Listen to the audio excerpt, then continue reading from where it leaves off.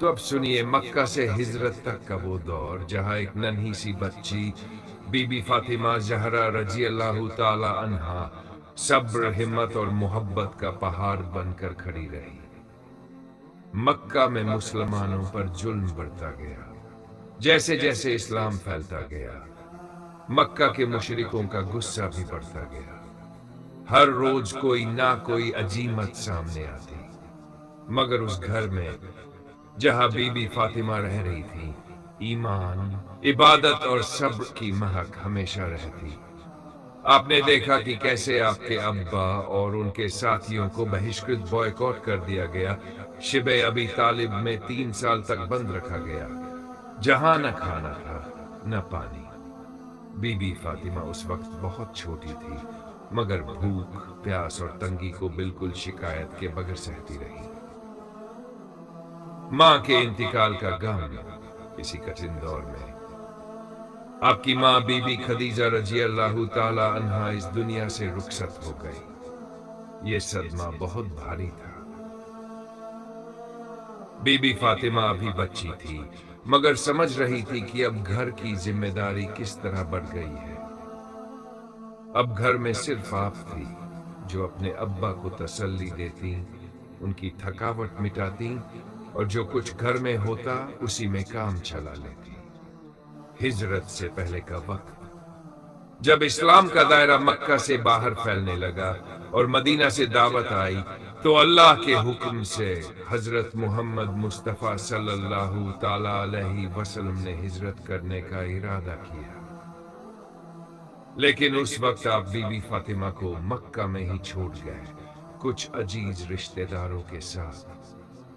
کچھ ہی وقت بعد جب مدینہ میں حالات سنبھلے تو آپ نے حضرت علی رضی اللہ تعالیٰ عنہ کو بھیجا کہ وہ بی بی فاطمہ کو اور دوسرے اہل بیت کو مدینہ لائیں۔ مدینہ کی طرف ہجرت آپ مکہ سے روانہ ہوئی۔ لمبا سفر، دھوپ، تھکاوٹ اور ڈر، مگر پھر بھی دل میں تسلی تھی کہ اب آپ اپنے پیارے ابا سے ملیں گی۔ جب مدینہ پہنچی تو حضرت محمد صلی اللہ علیہ وسلم نے آپ کا استقبال بڑے پیار سے کیا۔ اس دن ان کے چہرے پر وہ روشن مسکان تھی جو برسوں بعد پھر لوٹ آئی تھی۔ اب آپ بالغی کی عمر میں داخل ہو رہی تھی، سمجھداری، حیا اور علم میں سب سے آگے۔ ایک لمحہ جب ماں فاطمہ نے اپنے ابا کو سجدے سے اٹھایا، مکہ کی گلیاں تھی، قریش کے مشرکوں کا مجمع جمع تھا اور حضرت محمد مصطفیٰ صلی اللہ تعالی علیہ وسلم کعبہ میں سجدے میں تھے۔ تبھی کسی بدبخت نے آپ کی پیٹھ پر اونٹ کی اجڑی پھینک دی۔ کسی نے ہمت نہ کی ہٹانے کی، مگر ایک ننھی سی بچی ماں فاطمہ تیز قدموں سے دوڑتی ہوئی آئی، اپنے ابا کی پیٹھ سے گندگی ہٹائی، آنکھوں میں آنسو لیے کہنے لگی، ابا جان، یہ لوگ آپ کے ساتھ ایسا کیوں کرتے ہیں؟ اس وقت ان کے لفظ نہیں، ان کا آنسو بول رہا تھا، اور نبی پاک نے انہیں اپنے سینے سے لگایا جیسے کوئی ماں اپنے بچے کو چپ کراتی ہے۔ دوسرا لمحہ جب ماں فاطمہ نے جبریل امین کی نزدیکی محسوس کی۔ جب پہلی وحی نازل ہوئی تو غارِ حرا سے لوٹتے ہوئے نبی پاک صلی اللہ تعالی علیہ وسلم کانپ رہے تھے۔ گھر میں داخل ہوئے، بی بی خدیجہ نے چادر اوڑھائی، مگر ایک اور ننھا سا چہرہ تھا جو ابا کی حالت کو دیکھ رہا تھا۔ روایتوں کے مطابق اس فضا میں جو نور بکھرا وہ ماں فاطمہ کے دل کو بھی روشن کر گیا۔ اسی دن سے ہر بار جب وحشت گرد کا موقع آتا تو نبی کو سب سے زیادہ سکون ماں فاطمہ کی موجودگی سے ملتا۔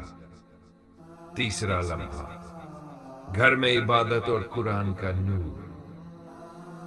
مکہ کے اس چھوٹے سے گھر میں تکلیفوں کے باوجود رات کو جب سب سوتے تو ایک آواز اٹھتی، نبی پاک قرآن کی تلاوت کرتے اور ساتھ میں بیٹھی ہوتی ماں فاطمہ۔ کبھی آنکھیں بند کر لیتی، کبھی ہولے ہولے کہتی، ابا اللہ کتنا مہربان ہے، وہ لمحہ گھر کی چار دیواری میں نہیں بند تھا، وہ لمحہ آسمان تک جا رہا تھا۔ جب ماں فاطمہ رضی اللہ تعالی عنہا مدینہ منورہ پہنچی تو زندگی ایک نئے مرحلے میں داخل ہوئی۔ مکہ کی اندھیری گلیوں سے اب مدینہ کی روشن فضا میں ماں فاطمہ کے قدم پڑے، مگر ساتھ تھا عبادت اور فقہ وہی چراغ۔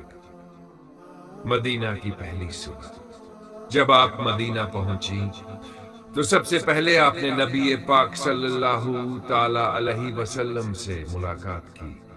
ابا کی آنکھوں میں آنسو تھے اور ماں فاطمہ کو دیکھ کر ایسا لگا جیسے غم کے بعد سکون واپس آ گیا ہو۔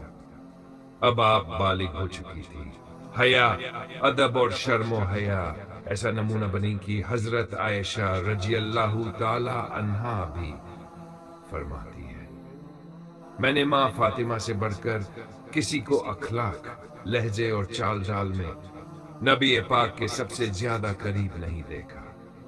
گھر کی زندگی، سادگی اور برکت۔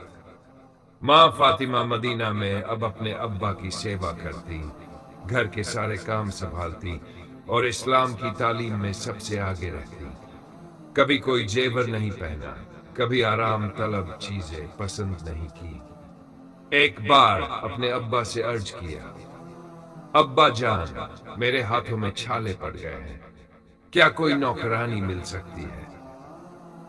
نبی پاک صلی اللہ تعالی علیہ وسلم نے فرمایا، بیٹی اگر چاہو تو تمہیں نوکرانی دے دوں، مگر اگر رات کو سوتے وقت 33 بار سبحان اللہ، 33 بار الحمدللہ اور 34 بار اللہ اکبر پڑھ لو تو وہ اس سے بہتر ہوگا۔ ماں فاطمہ نے کہا، ابا مجھے وہی پسند ہے جو آپ پسند فرمائیں۔ دیکھیے صبر اور تعلق کا کیا اونچا درجہ تھا۔ نکاح مدینہ کا سب سے مقدس رشتہ۔ جب ماں فاطمہ کے لیے رشتہ آیا تو بہت سے صحابہ نے رضامندی جتائی، مگر نبی پاک صلی اللہ علیہ وسلم نے خود سے کچھ نہیں فرمایا۔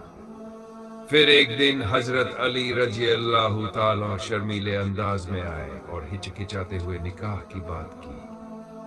نبی پاک نے فرمایا، علی تمہارے پاس کیا ہے مہر کے لیے؟ انہوں نے عرض کیا، ایک زرہ ہے یا رسول اللہ؟ فرمایا، اسی کو بیچو اور میری بیٹی سے نکاح کرو۔